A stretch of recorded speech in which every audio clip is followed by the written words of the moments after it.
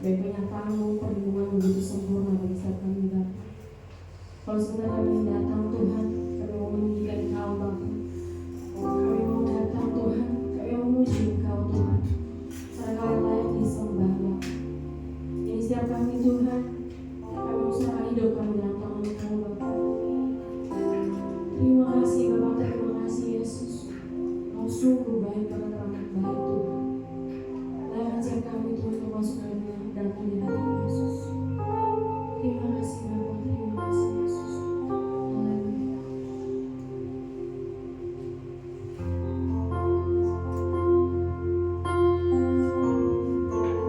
Terima kasih Yesus. Kami mau datang Tuhan. Kami percaya kepada yang terjadi di tempat ini Bapa. Kami percaya kepada yang terjadi di tempat ini Yesus. Kami mau merasakan hadirat-Mu Tuhan.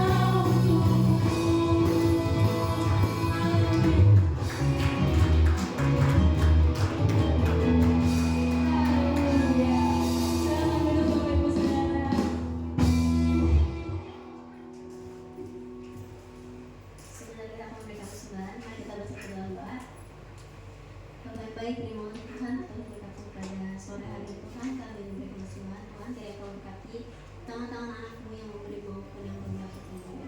Terima kasih Tuhan Yesus, haleluya. Oke, yang sudah siap saya untuk membuka diri, kita deklarasi persembahan bersama-sama. 3, 2, 1. Pada saat kami membawa persembahan, kami percaya untuk surga terbuka dan berkat Tuhan dicurahkan. Saya mengasihi sepejalan sekolah dan kuliah yang baik, keuntungan mengurus dan aset dilipat gandakan. Semua transaksi dibuat berhasil, keselamatan dan baru Tuhan datangkan. Semua pembayaran dapat dilunasi, memiliki rumah di bumi dan di surga, menerima hadiah, kejutan dan penghargaan, diberikan pasangan bagi yang belum mendapatkan pasangan, keluarga harmonis dan tidak ada panduan. Semua musuh, penyakit dan kerugian dihalau dan hidupmu, keluargaku, pekerjaanku dan bisnisku. Ini adalah waktu memberi persembahan dalam nama Yesus. Haleluya.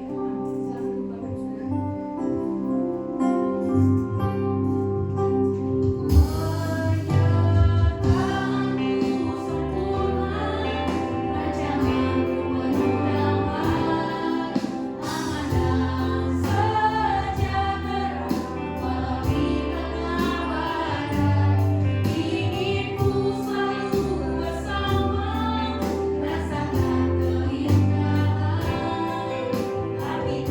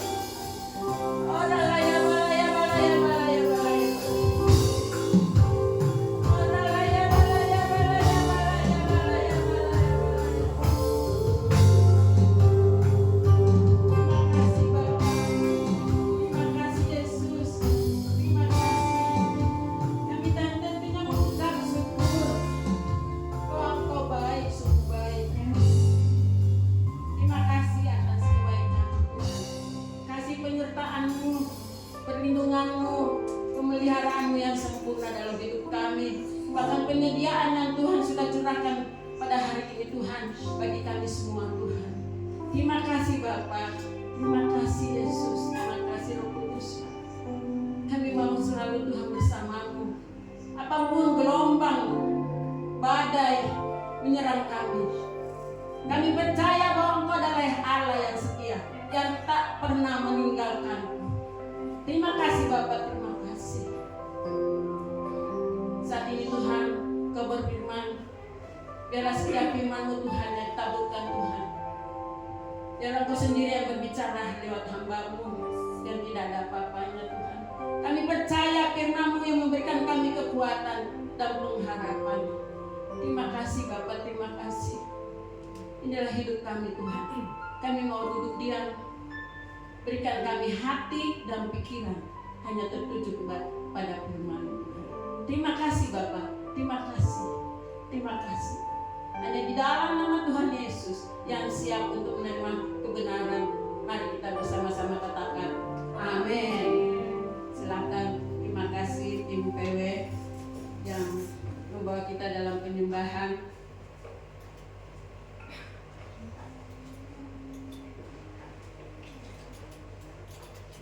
Kita datang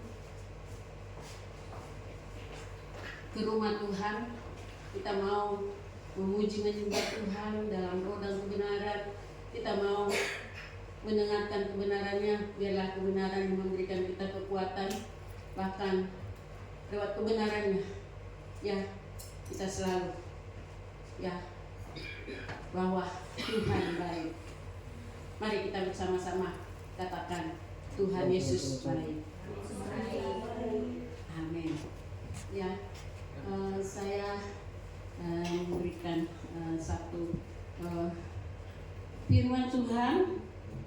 Ini firman Tuhan udah kemarin baru beberapa hari langsung Pak Gom share di itu ya. Jadi saya buat firman apa yang saya sampaikan. Saya berdoa, pun juga lagi sedang pindah rumah, tapi sambil waktu ya saat teduh saya bilang Tuhan berikan hikmat-Mu, ya pengertian-Mu, pewahyuan-Mu yang Tuhan ingin sampaikan ya. Mari kita bersama-sama buka di Yesaya 43 di ayatnya yang ke-18 ya, ayatnya yang ke-18 sampai 19 ya. Udah, kita bangkit berdiri, kita menghormati firman Tuhan, biar kita bersama-sama ya perkatakan firman ini. 3, 2, 1.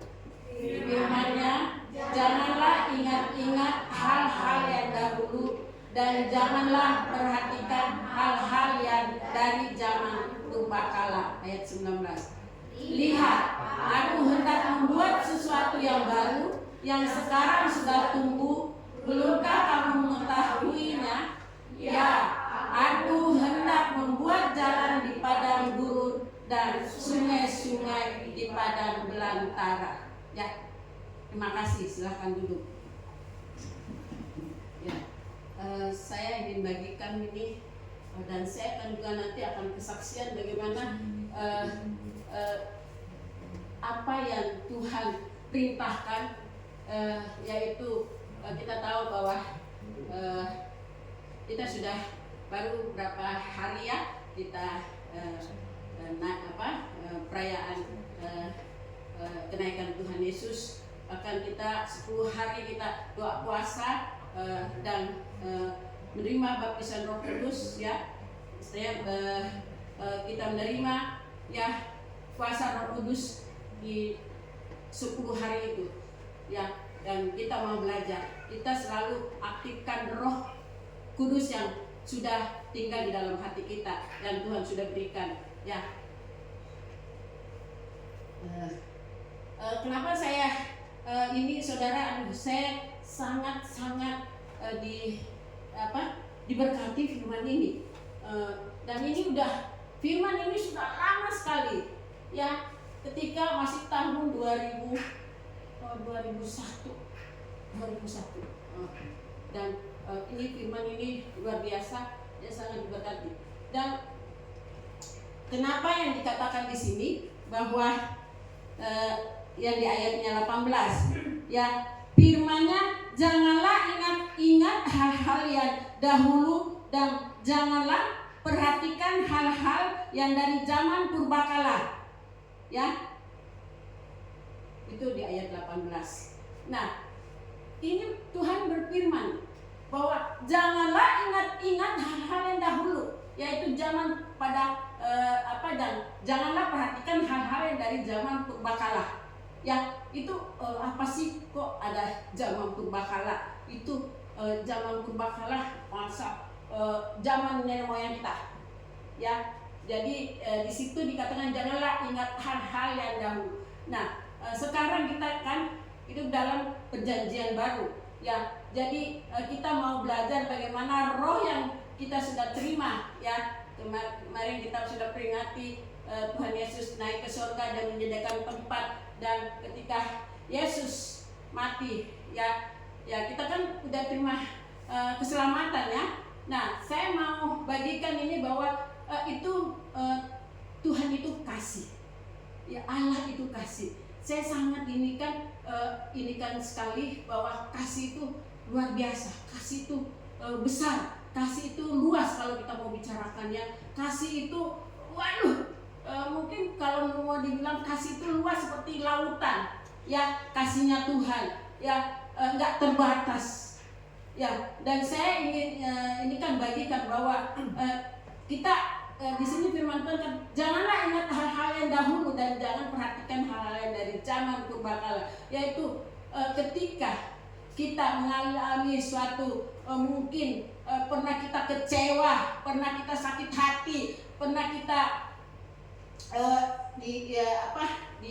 ini kan orang gitu ya, sampai kita hati kita tapi Tuhan mengajarkan ya, berikan kasih, jangan lawan dengan kejahatan, kita jangan kebaikan itu jangan kita lawan ya, istilahnya dengan kejahatan ya. Orang udah kita terima, kalaupun orang itu sudah mencaci maki kita, ya udah, lebih baik kasih yang Tuhan berikan kepada kita. Lebih baik kita ada 9 buah roh ya, kasih ya, itu terus penguasaan diri. Kenapa terakhir penguasaan diri? Supaya kita bisa menguasai diri kita. Jangan sampai kita dendam, membalas dia dengan kejahatan. Ya, jadi kita mau belajar di sini bahwa hal-hal yang dahulu, walaupun kita udah kecewa, ya, terkadang kita kecewa itu, ya, orang menyakitin kita, orang-orang yang terdekat, ya, entah suami kita, entah kakak kita, entah saudara kita, orang yang terdekat, ya, atau, sekarang kita dalam pelayanan, biasa juga di dalam pelayanan juga pasti ada yang bikin mengecewakan kita. Ada mungkin pernah kita cuma hanya selisih paham, ya akhirnya apa? Kita terluka, kita sakit hati, ya. Jadi belajar untuk kasih itu kita terus ada di dalam hati kita, hidup kita. Karena kasih Tuhan sudah berikan dan Dia sudah bayar dengan harga yang mahal.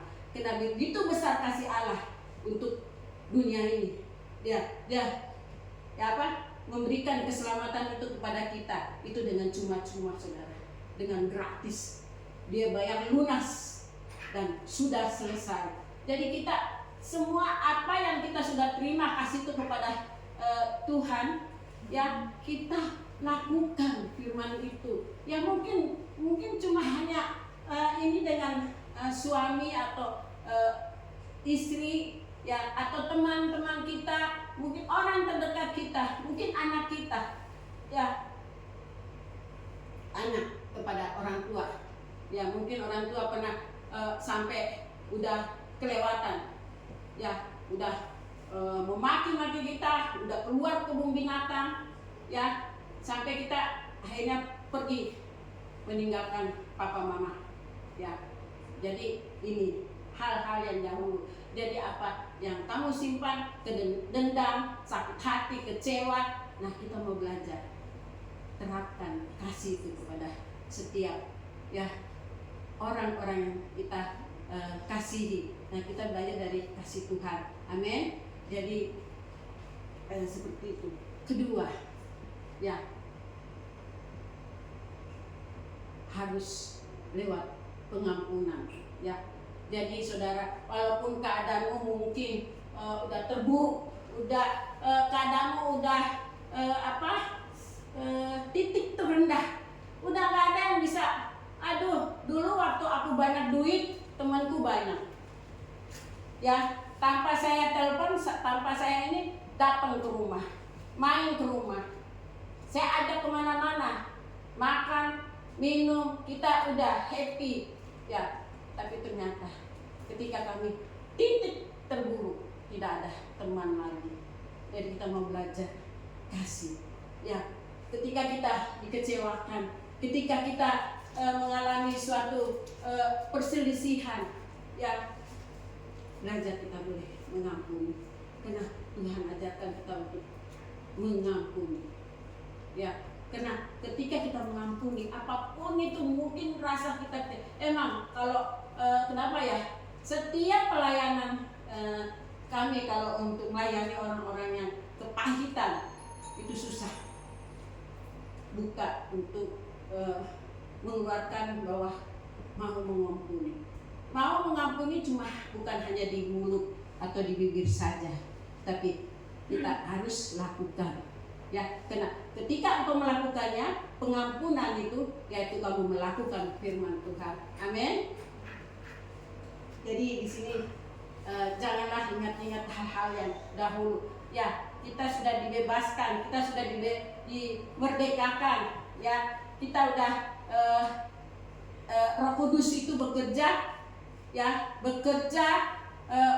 menuntun kita setiap hari untuk boleh kita lebih lagi, ya. Jangan roh kita itu padam, ya. Biarlah rohmu menyala-nyala, ya. Kalau yang melayani, biarlah rohmu menyala-nyala melayani Tuhan, ya, ya. Jadi itu yang Tuhan inginkan, bahwa janganlah ingat-ingat hal-hal yang dahulu. Jadi kita belajar untuk kasih. Kedua adalah pengampunan, ya. Ketiga, ketika kasih itu kamu lakukan sesuai dengan firman. Kedua, yaitu belajar untuk mengampuni. Yaitu ketiga, kita akan dipulihkan. Segala sesuatu yang tadi mungkin apa yang dikatakan di ayat 19, ya, kita berjalan di padang gurun, tapi dia akan memberikan apa? Semua padang gurun itu semua kita bisa lewatin, ya.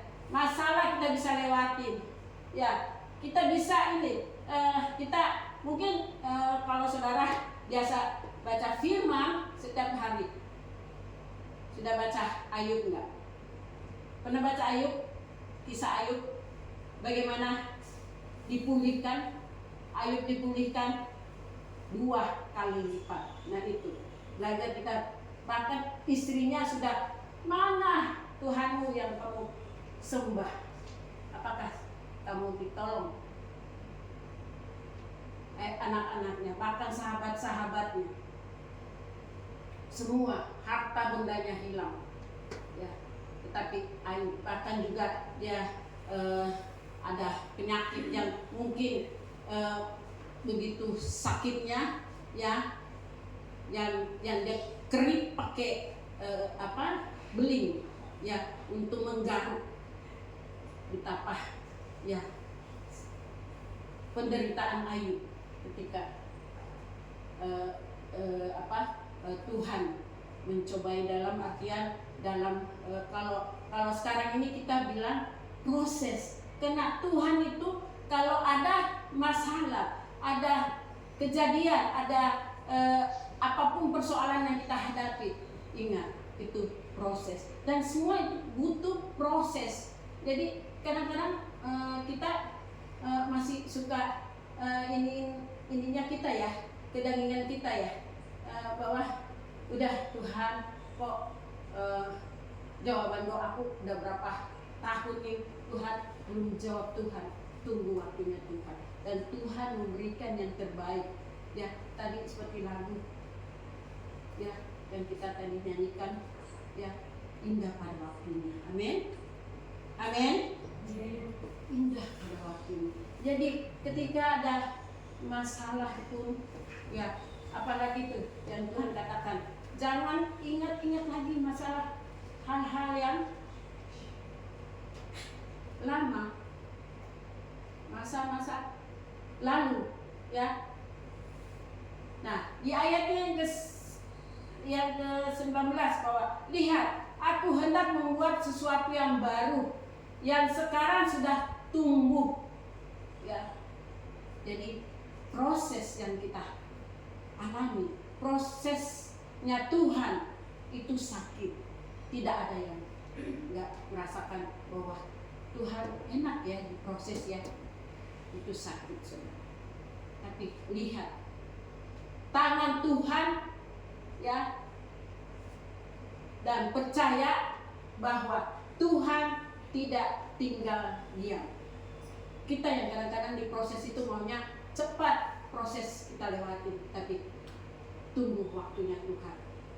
Dan kita yakin percaya bahwa semua indah pada waktunya. Amin. Jadi aku hendak membuat sesuatu yang baru yang sekarang sudah tumbuh ya. Jadi pertumbuhan ketika tadi kasih kita sudah lakukan ya. Kedua, belajar mengampuni. Ketiga, terjadi pemulihan. Karena itu butuh proses ya. Tidak ada yang enak namanya proses.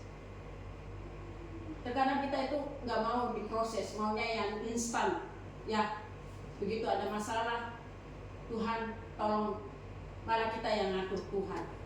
Tapi kita nggak mau prosesnya Tuhan ya. Belajar kita masuk, kejar hati Tuhan ya, datang kepada Tuhan, baca firman tiap hari ya. Ambil waktu, mau berapa menit, yang penting sudah datang kepada Tuhan. Ini loh Tuhan, masalahku ya. Kami percaya segala sesuatu ini proses buat aku untuk dibentuk ya.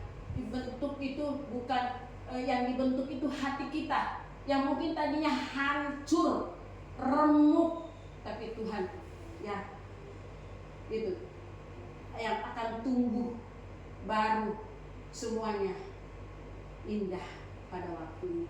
Dan itu seperti emas yang murni.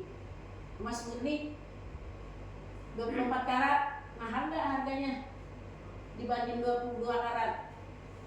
Mahal gak yang 24 karat? Nah, itu lebih dari 24 karat. Gak seberapa, tapi proses yang kita alami bersama Tuhan. Tuhan tidak pernah meninggalkan kita. Dia selalu menopang kita. Ya, kalau kita hanya datang berharap, bersandar kepada Tuhan.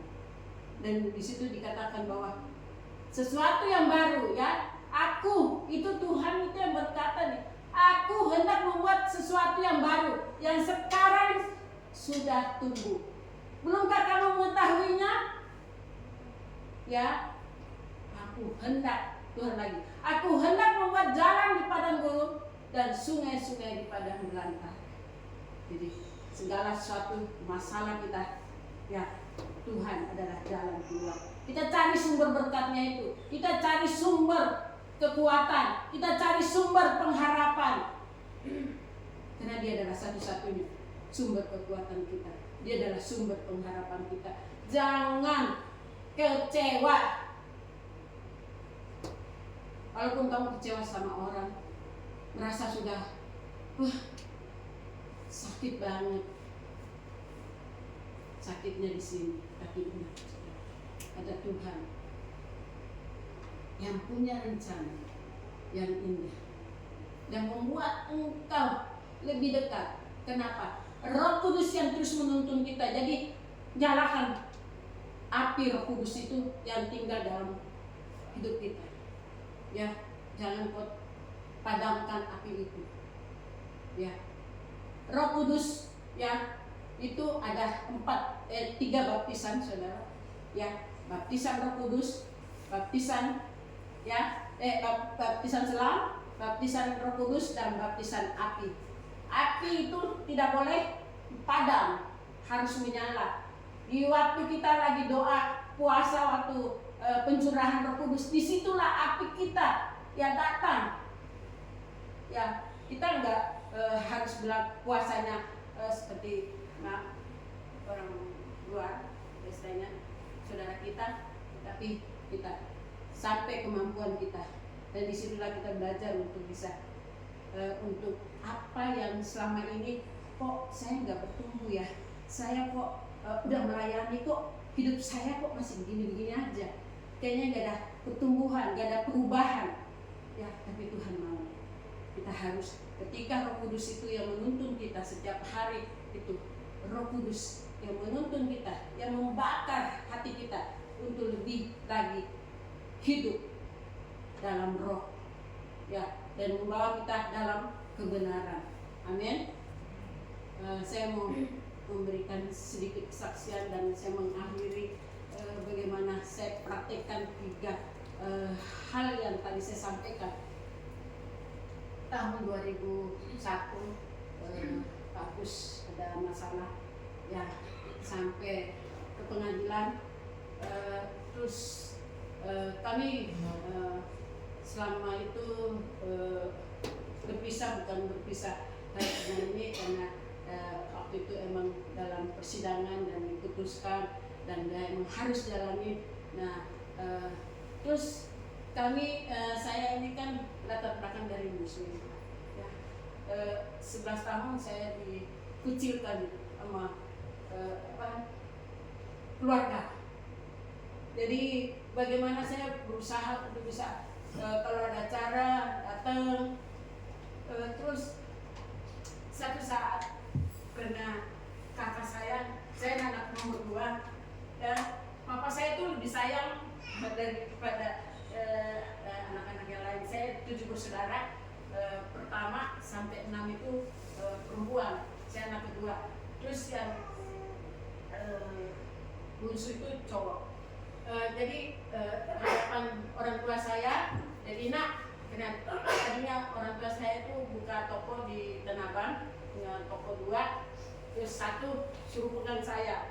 Jadi saya pagi bantu orang tua jualan di Tanah Abang, terus sorenya saya kuliah. Nah dia harapin saya itu untuk jadi hakim.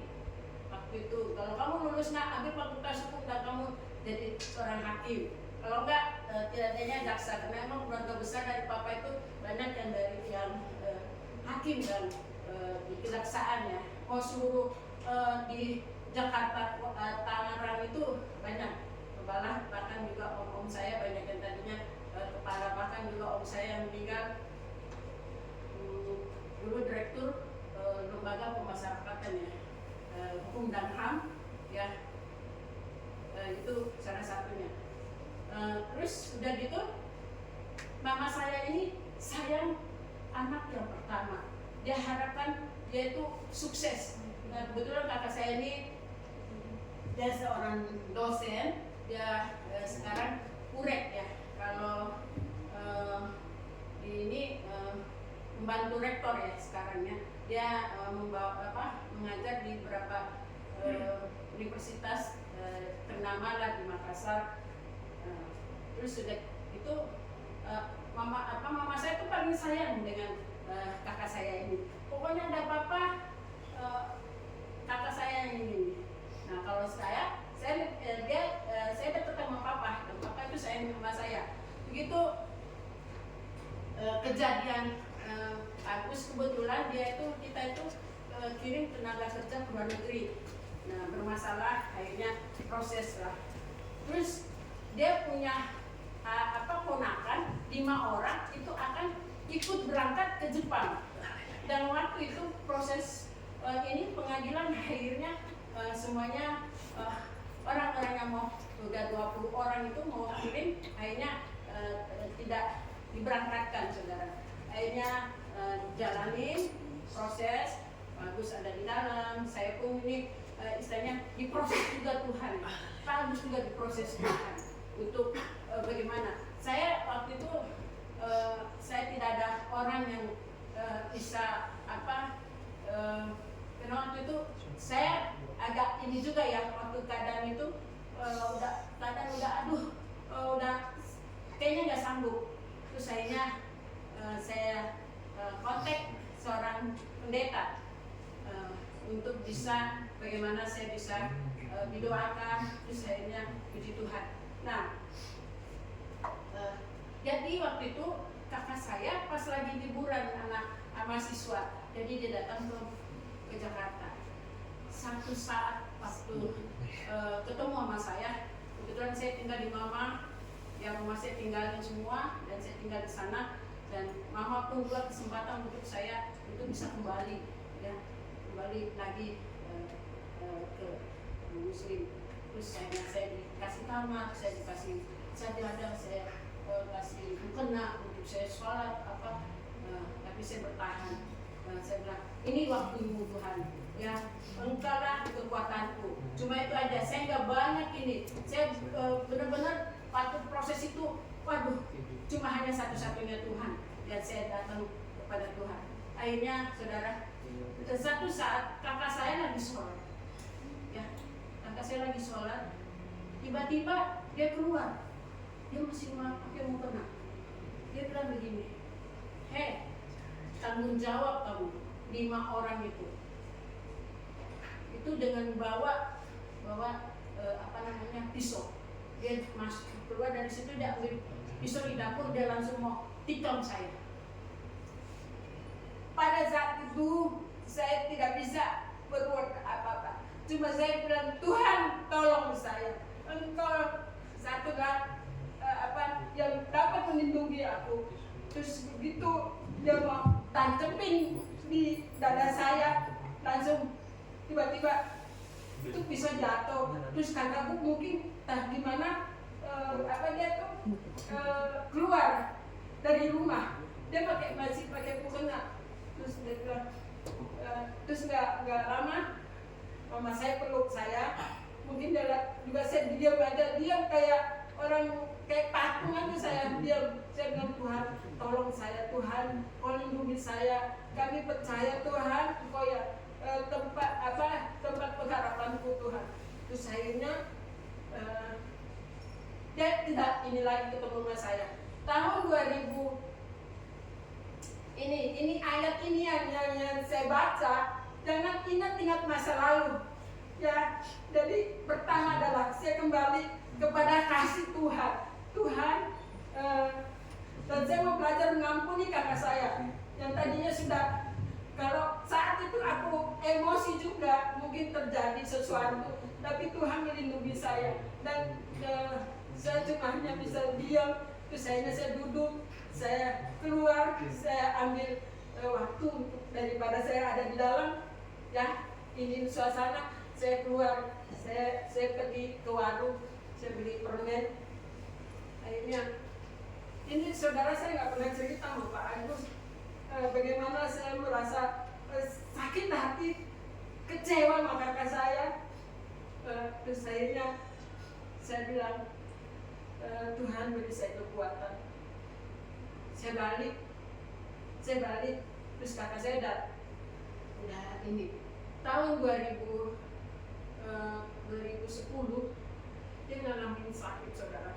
Katanya dia telepon saya, Kak, Dek, saya lagi sakit, Dek. Dia bilang gitu. Perut saya besar, tapi banyak orang bilang katanya sih diguna-guna, ya, dibikin orang. Saya bilang itu nggak ada, Kak. Saya bilang gitu. Kakak mau nggak? Karena waktu saya itu sebelum dia sakit, saya pernah ke Makassar.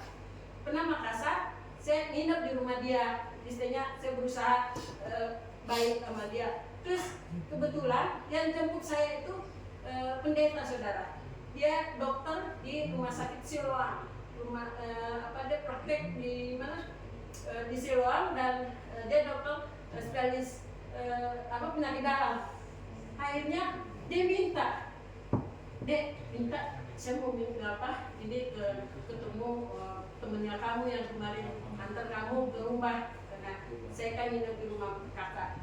Akhirnya saya langsung ini gitu loh, ya ini kesempatan, ya.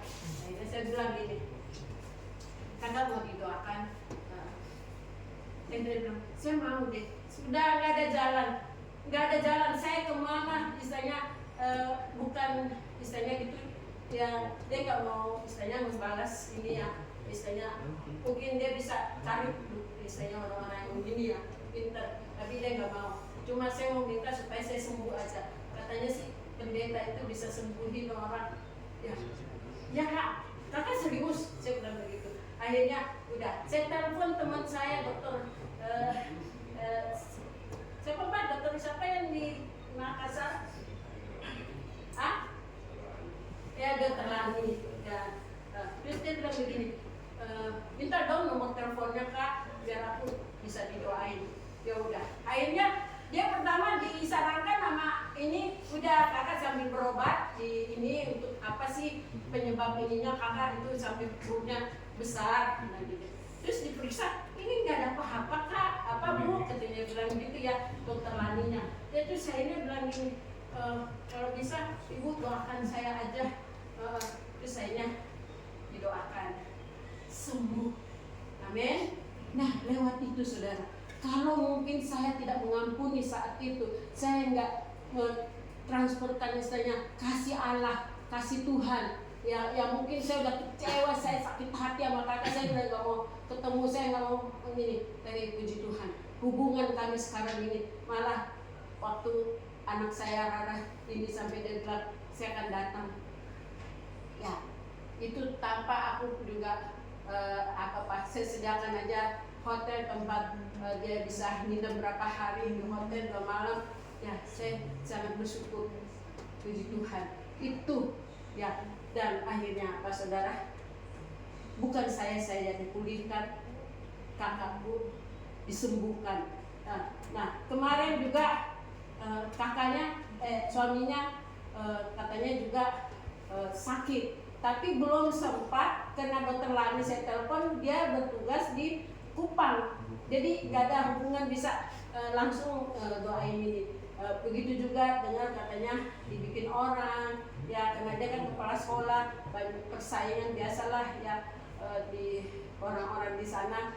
Ya akhirnya puji Tuhan. Jadi yang satu saya perhatikan adalah kasih Allah yang Tuhan berikan kepada kita berikan itu kepada, walaupun itu mungkin kita udah dikecewakan sama orang itu, udah tinggalkan ya hal-hal yang lama. Yaitu di sini Tuhan katakan bahwa di ayat 19, lihat aku hendak membuat sesuatu yang baru, ya yang sekarang sudah tumbuh, ya belumkah kamu mengetahui ya, aku hendak membuat jalan di padang gurun dan sungai-sungai di padang belantara. Satu ayat terakhir di ayat 29, ayatnya yang ke-11.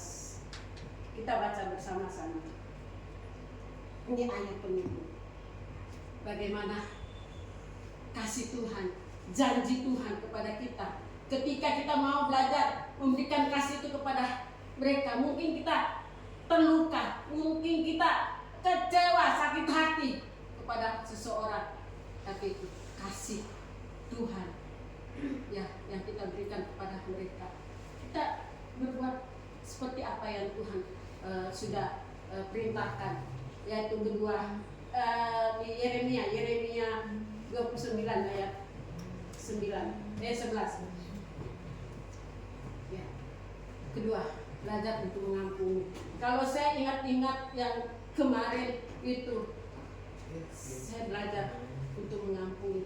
Jadi sekarang saudara, selama saya melayani, ada orang yang ini pernah waktu kami membuka gereja ini, ada seorang hamba Tuhan yang mengatakan bahwa lihat aja 3 bulan itu gereja itu akan tutup.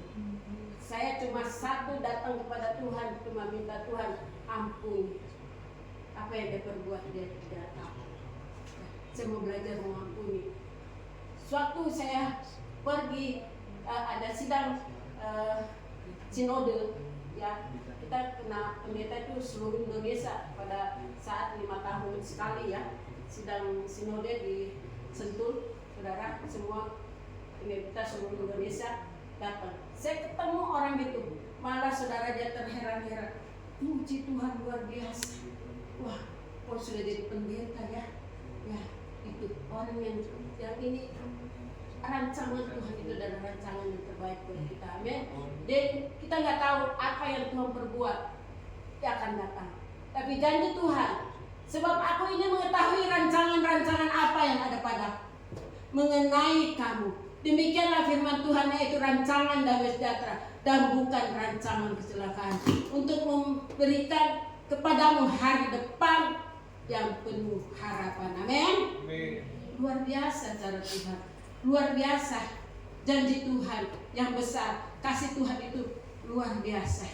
Jadi kamu jangan istilahnya udah merasa udah aduh gak ada jalan, aduh aku sangat kecewa, sakit hati, dalam keadaan aduh udah terburuk, orang-orang sudah ya ngeliatin kita udah mencibir aja, membuang muka.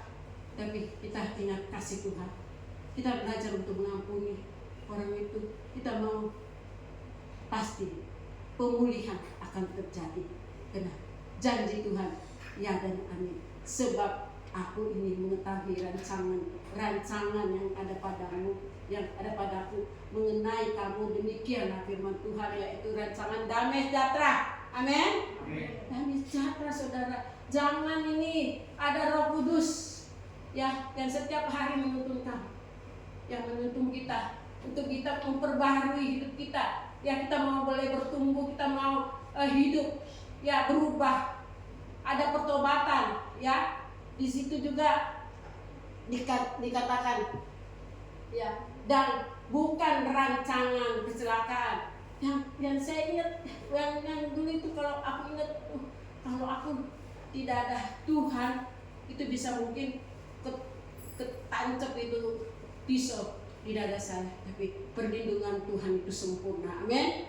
Dan rancangan kecelakaan untuk memberikan kepadamu hari depan yang penuh harapan. Saudara, kita punya pengharapan bahwa Tuhan yang memberikan harapan yang luar biasa, ya hidup ya yang penuh harapan. Dan masa lalu kita tinggalkan, kita ingat di depan ada rancangan yang terindah buat kita, dan kita akan menjadi ya orang-orang yang disucikan, yang dikuduskan, yang dipulihkan, yang dimerdekakan. Kita sudah lepas dari segala belenggu ya, kita sudah terlepas dari hal-hal yang mungkin dulu. Saya ingat waktu dulu masih ini ya, kalau saya sakit itu sering dikasih minuman ini, karena kakek saya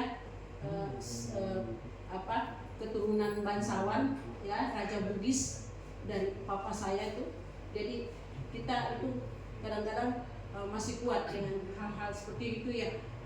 Apalagi kita mau kemana aja harus kita pergi datang ke tempat leluhur, tempat kuburannya ya, untuk izin untuk kita pergi merantau ya, satu keluarga itu. Tapi ketika tahun 2000 ada baptisan Roh Kudus, semua saya lepaskan, dan saya itu yang Tuhan katakan bahwa semua, dan Tuhan sudah ini kita akhirnya bertumbuh, iman kita dipulihkan. Amin. Jadi saudara, mari kita belajar untuk dengan berikan kasih itu kepada mereka, berikan pengampunan kepada mereka, dan kita percaya janji Tuhan pemulihan terjadi. Amin. Nah, mari saya ambil.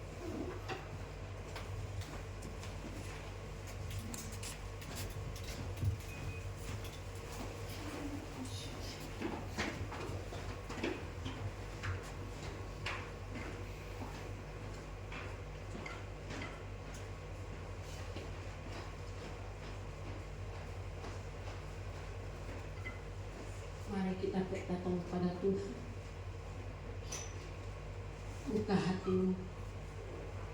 Oralah ya kakak kasih karolaya balaya balaya balaya. Oralaya balaya balaya balaya. Shikaralaya balaya balaya balaya balaya. Kami datang kepadamu Tuhan. Kami datang merendahkan diri di hadapanmu Tuhan. Segala hal-hal yang kami mau lepaskan dan tidak mengingat-ingat lagi masa lalu Tuhan. Biarlah Tuhan hati kami Tuhan dipenuhi oleh kuasa Roh Kudus Tuhan yang menuntun kami setiap hari, yang memberikan kami kekuatan bahkan pengharapan kepada Engkau. Apapun badai yang kami alami Tuhan, persoalan, kami yakin dan percaya bahwa Tuhan adalah kekuatan. Mari kita angkat pujian ini.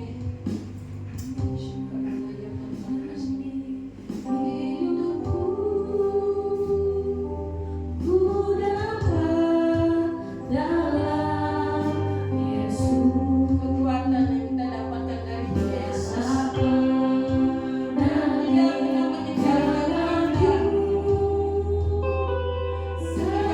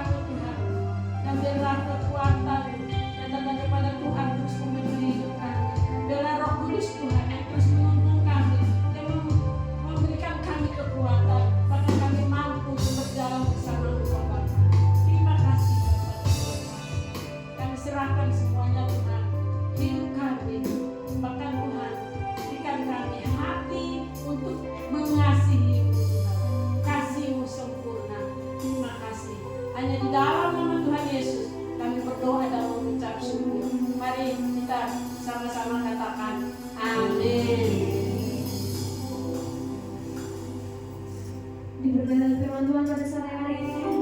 Amin. Sebelumnya kita mau memberi persembahan kedua. Sebelumnya kita berdoa terlebih dahulu.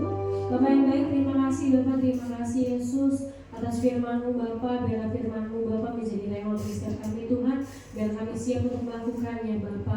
Terima kasih Yesus untuk kami yang memberi persembahan Tuhan, berberi tangan yang memberi Bapa. Di dalam nama Tuhan Yesus kami berdoa, haleluya. Amin. Untuk pengumuman untuk hari Selasa ada doa pengerja jam 7 malam di gereja.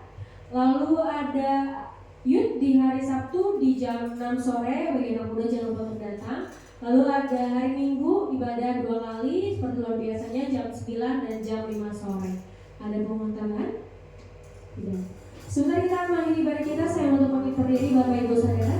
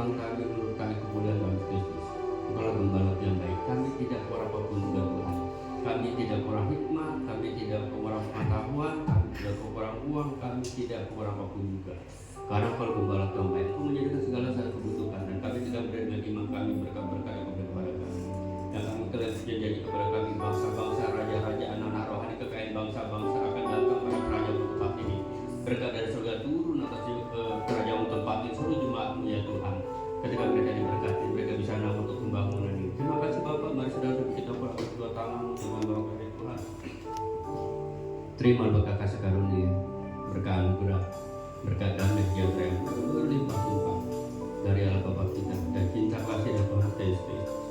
Serta persekutuan dari Allah Bapa Putra dan Roh Kudus menyertai selalu menuntun selalu bagi kita dari sampai selama